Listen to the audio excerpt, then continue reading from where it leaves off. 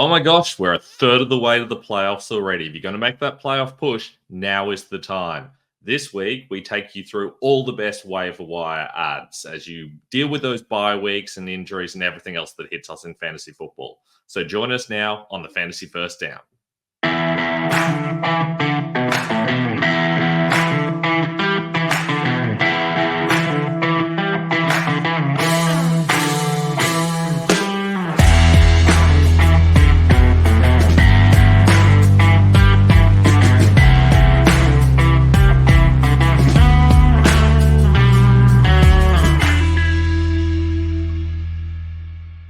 Welcome to the Fantasy First Down. I'm Ben Wasley. Can you believe it? It's already week 6, so we're hitting the waiver wire to make sure we're strengthening our teams for those playoff pushes. If you haven't already, it would be great if you could like and subscribe on YouTube. You can check out all of my content on Instagram at the Fantasy First Down, on Twitter at Fantasy First Down with no O. My rankings will be up pretty soon at ffdfantasyfootball.com, plus my articles, including my streamers and stashes article, and my start sits for wide receivers with their slot versus wide analysis tool will be on football.rasball.com.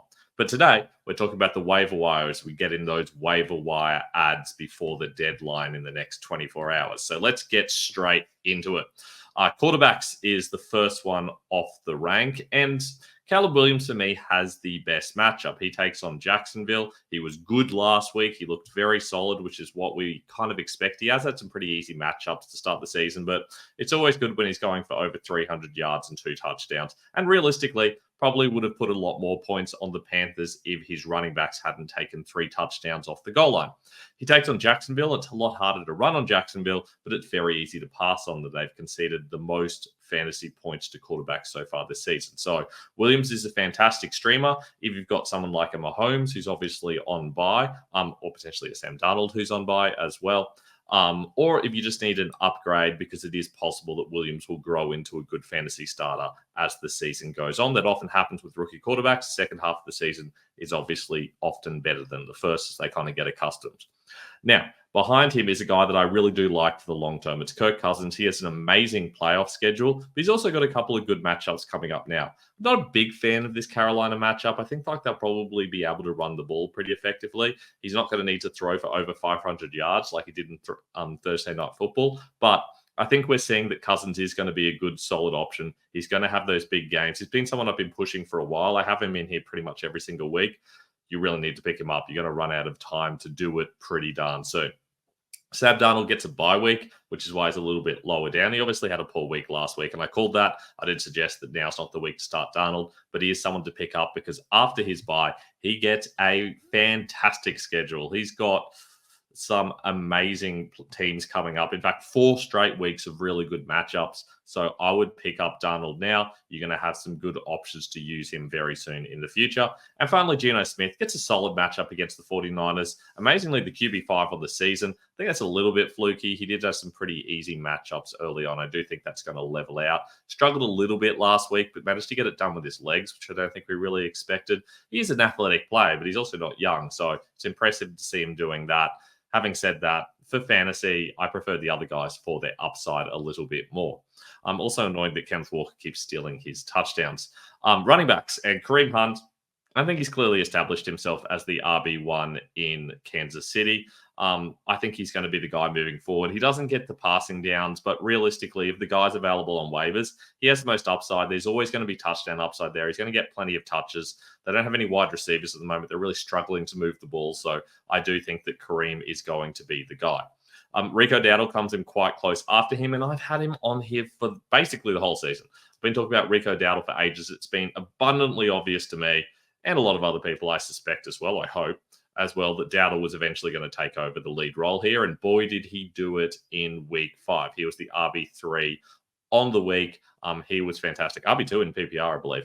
So he was fantastic. I do think that he's going to have some more good weeks. This is not one of them, though, against the Lions. You can't really start him against the Lions. The Lions have one of the toughest run defenses. I do think the Cowboys are going to struggle to move the ball. So you're basically hoping for one of those fluke receiving touchdowns like you got last week. Bucky Irving has started to establish himself as an equal back with Rashad White.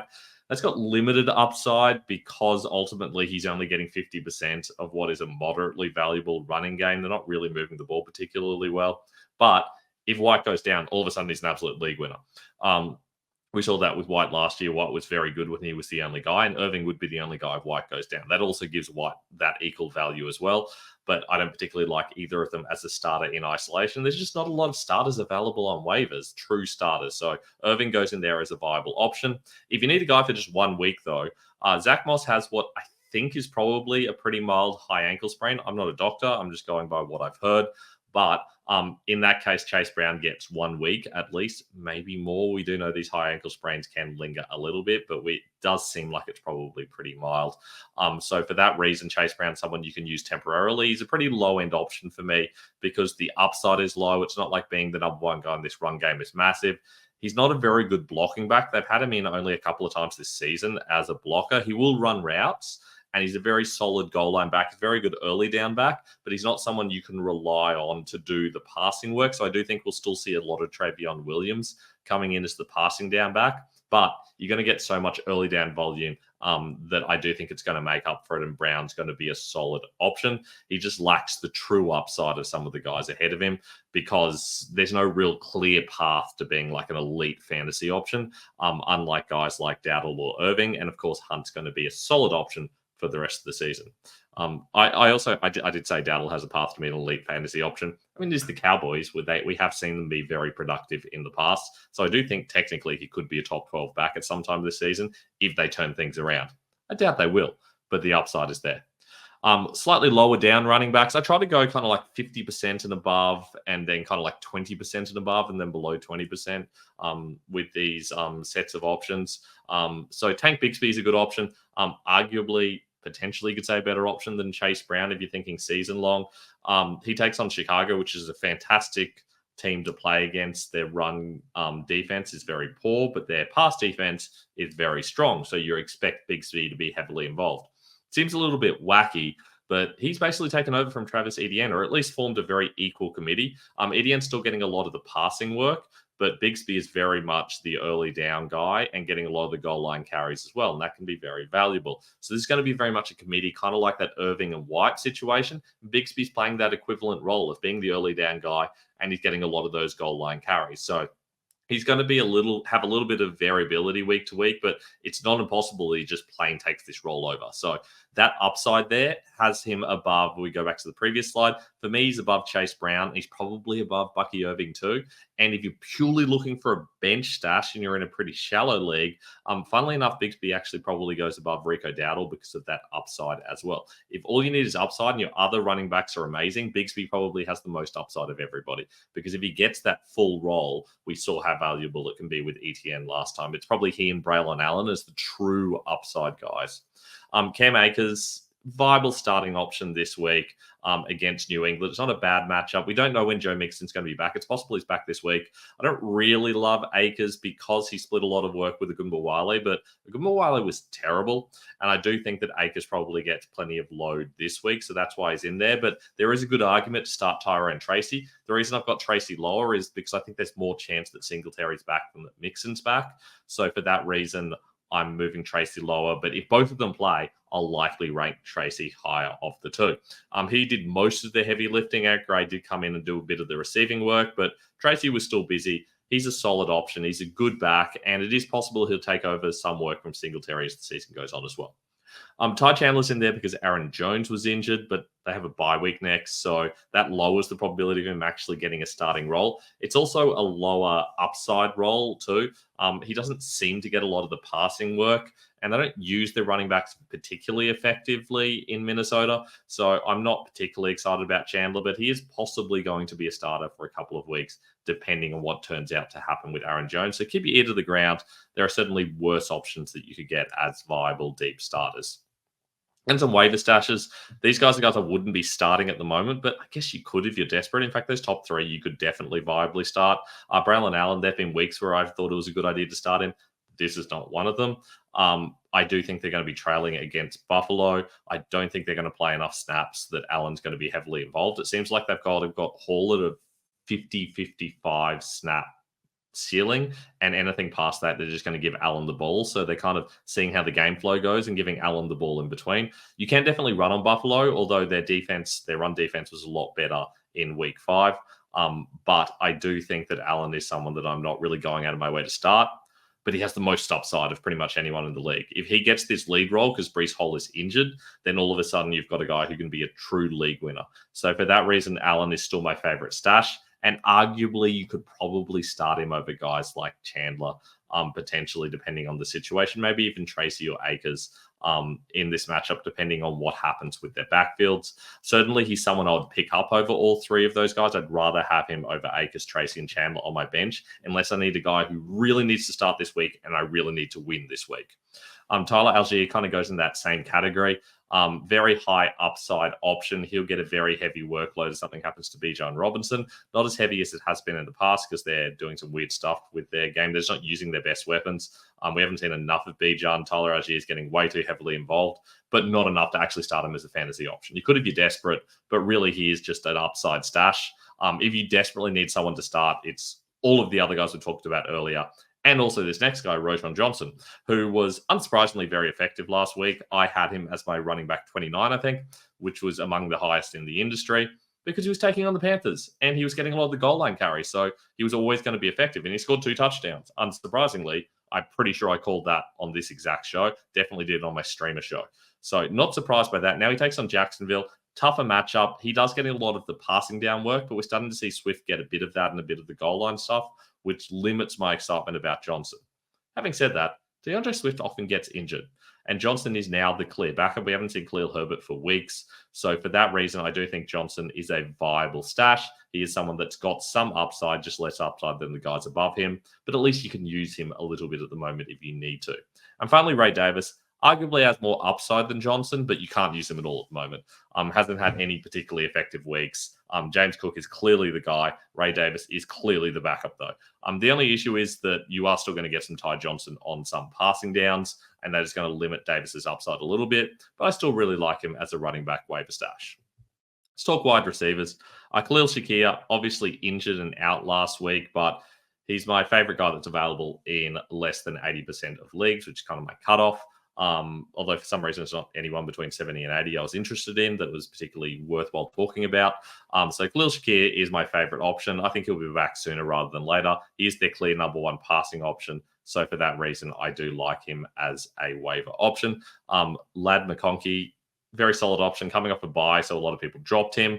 But he's been solid this season in PPR. He's a better option. I do feel like he's going to get better as the season goes on because he's a rookie. So he's a solid pickup. I think Wan'Dale Robinson's going to be excellent while Malik Neighbors is out, however long that is. He gets Cincinnati this week, so if Neighbors is still out, and that's a big question mark, Wan'Dale Robinson's going to be a very solid option. He was one of my streamers last week, and he turned out to put in a top 20 finish. So it is possible he's going to be good again. He's had a massive amount of targets. He's their number one slot guy. Got touchdown in week 2 and week 5 as well. So Robinson, very solid option. Not the greatest matchup, but at least a guy that in PPR you can start and feel very, very good about. And finally, Jakobi Meyers against Pittsburgh. I mean, it's not the greatest matchup, but he's still a solid option, especially if Devontae Adams is out. And the real upside here is that potentially Devontae Adams gets traded. And if that happens, suddenly Jakobi Meyers is the number one guy. So that's kind of what you're hoping for here. And if you're willing to take a gamble, I think he probably has the most upside of everyone on this list because he could turn into the number one guy. They might be forced to pass the ball more. So if that happens, you're going to see a lot more Myers and a lot more Brock Bowers. And a little bit more Trey Tucker as well, who nearly made it onto this part of the list, but I think he's at the end instead. Darnell L. Moody, honestly, I'll probably have him above nearly everyone on this list. He's just available in so many leagues. He's available in over half of leagues. So for that reason, I'd have Mooney in there. So I'd definitely have Mooney above, about pretty much everybody, I think, when it comes to upside. I think Wan'Dale Robinson is more reliable in a PPR league. I think you're going to get a lot more week-to-week production out of guys like Shakira and McConkey. But Mooney has that upside and that weekly upside. And if things keep going right, I do feel like he's going to be a very solid fantasy option. He's the wide receiver 14 on the season, which is crazy. So not the greatest option against Carolina. You don't really need to throw against them, but it is still possible that he'll get some touchdowns. He has been getting a lot of looks. He had like 16 targets last week or something absolutely insane. So admittedly, they threw for 500 yards, but he's still a very solid option. And I think you could easily argue that he should be taken above everyone on the first part of that list. He's just available in deeper leagues. Josh Downs, another guy that's available in 60% of leagues, in fact. Had a good week this week. He's a good, solid option. I think when Anthony Richardson comes back, he'll drop down a little bit. So he is legitimately probably my sixth favorite wide receiver option. But he's available in more leagues than most, and he's worth picking up just to see what happens. It's kind of Pittman and then him as the passing guys. We just haven't seen him do it with Richardson. Alan Lazard's kind of emerging as the clear slot guy. He's playing more snaps than Mike Williams at the moment, so he shifts to the outside in 12 personnel. He's the wide receiver 19 on the season. He's had a couple of big games and a couple of big touchdowns, which has really helped. But he's kind of emerged as a solid option. I don't love it, but I mean, you can't start him this week, for example, against the Bills, even though especially if they get Teron Johnson back. But I still think that he is someone that it's worth having on your bench because there is a little bit of upside there. And finally, Keon Coleman, we've seen him score another touchdown and do very little else. They need to get him into a proper role because at the moment, Josh Allen is just not using anybody. He's kind of just running himself, giving it to James Cook, a little bit of Kincaid, and then just kind of mixing it around. It's a real mess. I don't really understand what they're doing. I think that if Coleman had come in and just played like Diggs, it would be fantastic, and we'd have so much upside. It's possible that'll happen in the second half of the season. We've seen it happen before. Guys like things like, I don't know, Christian Watson did nothing in the first half of the season, and suddenly was like a top 10 wide receiver in the second half of the season. Jaden Reed did it last season. He was solid throughout the season, but particularly good in the second half of the season. So rookies can do that, not just Packers rookies.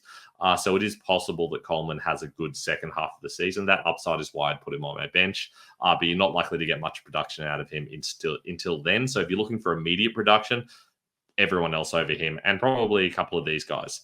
Juju Smith-Schuster. I'd so given up on him, and then he comes out and does that. That was pretty impressive. Over 100 yards, coming back to the Chiefs. And realistically, if you're in a shallow league or a deep league, you probably still got to pick him up. I think I probably like him more than everyone, but Mooney, maybe Downs, and probably those guys there. So he is a good, solid option. I don't think you should overreact to this, firstly, because he's not available this week. He's got a bye, so you're not going to know for another week whether this is legit or was just a bit of a fluke situation. And secondly, not impossible, very, very, very unlikely, but not impossible that Rashee Rice come back at some stage as well. So very hard to trust this situation, but he is someone that I do like. And that you can certainly pick up because he is available in the vast majority of leagues. Jalen Tolbert, also available in most leagues. He had a good week. That's not really a surprise. He has been solid for some time. He's actually had more touches and more targets, and I think more yards than Brandon Cooks to this point in the season before week 5 even happened and before Cooks got injured. So for that reason, he's kind of already been a little bit the wide receiver too, kind of split it with Cooks. Now he is legitimately the wide receiver too, and he's getting those targets. They only have really him and then Lamb and Ferguson. They're being forced to throw the ball a lot in games, so Tolbert kind of becomes a viable option. They're not using Jalen Brooks or Turpin that much. They're using Turpin a bit. But Tolbert kind of does have enough of a target floor that you can put him in and feel okay about it in a deeper league. Trey Tucker is kind of emerging as the wide receiver too for the Raiders, but that's not particularly valuable. Even if Devontae Adams leaves, I don't know that I particularly want Trey Tucker. He's just better than most of the other guys that are available with this low in ownership percentage. And finally, Jalen Polk. Look, there is talk that Drake may be the new starting quarterback for the Patriots. I think that's dumb, personally. I would just stick with Brissett and give May the season to sort it out. He's only going to get massacred behind that banged-up O-line. They're not good. It's not going to help his progression. Just let him sit on the sidelines and learn, and then put him in next season with a lot less pressure and build from there. That would be what I'd do personally, but I am very much not involved with an NFL team, and I would not be involved with the Patriots because that's a bit of a mess at the moment. Polk played 100% of the snaps, 100% of the offensive snaps, obviously, last week. So that means you can feel pretty good about him being on the field. Will he produce? Maybe. If he has May, he has more chance. He's not really producing at the moment with Brissett, but at least he has that upside. He's got a lot of talent. He was obviously an early second-round pick, and deservedly so. So if they can get this offense moving, then he might actually do something. But until that happens, he remains a very, very deep waiver option. Let's talk tight ends, and I've gone for the simpler guys here. Often I bring in some deeper options, but it's such a mess at the moment. I just wanted to highlight that these guys are useful. Evan Ingram should be back from injury next week. He should be very good. He was the tight end 4 last season. I don't think he'll be that this season, even on a per game basis, but he at least has a nice receiving floor. Tucker Craft obviously was excellent last week. That totally shocked me. Did not think they were going to use him in that way. It seemed to be when they were in games where like that, they were using a lot more Musgrave, especially when they were in the lead, but it didn't turn out that way. I used a whole lot of Craft. We'll see whether that actually turns out that way in games that they are winning easily. They take on the Cardinals. It's not the greatest matchup, but we see what he can do. He's the tight end 3 on the season. Definitely worth picking up. David Njoku injured. Again, don't know exactly how serious it is, but keep that in mind before picking him up. But I do still think that he has way more upside than arguably everyone else on this list. And finally, Cole Kmet. He is finally being used as the number 1 guy. He was splitting with Gerald Everett to start the season. In fact, to start the season, he was behind Everett, which is insane. Now he's playing like over 60 snaps, getting a good amount of routes. When they're not playing the Panthers and just running the whole time, he should be solid. They take on Jacksonville. Plenty of upside there because you have to pass on them. So he's a solid option. He's the tight end 6 on the season because of that big boom week he had. But realistically, he is just going to be a low-end solid option. There are other guys you can pick up, but I wouldn't be rushing to get Isaiah Likely. He had 3 targets. Now, 2 of them went for touchdowns, but he had 3 targets. So he is very much a low-end tight end 1, high-end tight end 2. Mark Andrews, I know, looked okay, but I'm still not going to get him. I don't want any of those Ravens tight ends. There's a whole heap of names that people are kind of mentioning, and they're not really jumping out to me. I'm not particularly interested in them. If anything, if I was in a really deep league and I needed someone, maybe Eric All Jr. He hasn't been playing many snaps, and he's behind Mike Gesicki and to an extent Drew Sample. He's more of a fullback and a blocking tight end. But when he's been out there, he's been targeted on 27.4% of his routes. That's since week 2. So if he can get a normal amount of routes and he can continue that rate, he's going to be extraordinary. Now, those 2 things aren't both going to happen. In fact, I think neither will happen, but he at least has that upside, which most tight ends don't have. So if you need a really cheap option with upside, Eric All Jr. is an option. I do think if Mike Gesicki gets injured in particular, we will see a lot more all. We've also got to remember they've also got Tanner Hudson. So it's hard to feel very confident about that idea. Finally, kickers and DSTs. Our kickers last week came 3rd and 6th, which is great. Chase McLaughlin was one of them, and he gets another great matchup against New Orleans. Last week, he faced the number 1 kicker defense, or the kicker opponent, I should say, in the Falcons, and absolutely produced. This week, he faces the number 2 in the Saints, and I expect he'll probably be very good again. He is a perfect 10 from 10 from field goals, and 5 of them have been over 50 yards, which is impressive. He has missed an extra point, which is a bit wacky, but excellent with field goals. Chris Boswell, the number 5 kicker this season, did have that one massive game. Wasn't great last week, but he takes on the Raiders. That's a really good matchup for a kicker. I think this is going to be one of those low-scoring grind fests where the kickers are heavily involved, so Boswell is going to be a good option. DSTs, Eagles DST coming off a bye against the Browns, who have looked awful. The Eagles have not been good this season, though it does help that they have had a game off. That's part of the reason they're quite low down in the rankings, but they've got a solid defense. It's an easy matchup. I like starting them. Personally, I'd prefer the Steelers, but their ownership percentage is a bit too high to include here. But if they're available in your league, definitely take the Steelers. Eagles is the second best option. I also like the Texans. The Patriots have been just generally really bad. And if they start Drake May, I mean, it's possible Drake May will be great, but he'll probably really struggle and give away a lot of turnovers. That's generally what happens with rookies in their first game. So Texans are a solid option I like as well. And that's all we've got. Hope you have enjoyed our waiver wire show for week 6. If you've got any questions, pop them down in the comments. Happy to answer them. Or you can hit us up on Instagram at the Fantasy First Down, Twitter at Fantasy First Down with no O. Our website, which has our rankings, is ffdfantasyfootball.com. You can check out my articles over at football.rasball.com, and I recommend checking out the tools they've got there as well, because they can be really helpful in your start-sit decisions. And it would be awesome if you could like and subscribe on the channel as well. I look forward to seeing you guys in a couple of days' time for our Streamers and Stashes show. I will see you then.